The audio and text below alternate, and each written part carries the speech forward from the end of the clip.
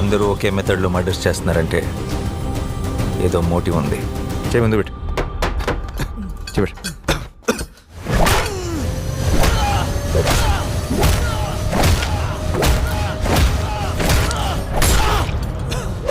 First day నిన్ను చూసినప్పుడే doubt వచ్చింది నాకు.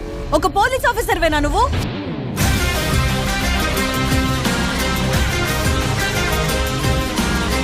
అదే అనుకుని మోసపోయారు ఇన్నెళ్ళు జనం.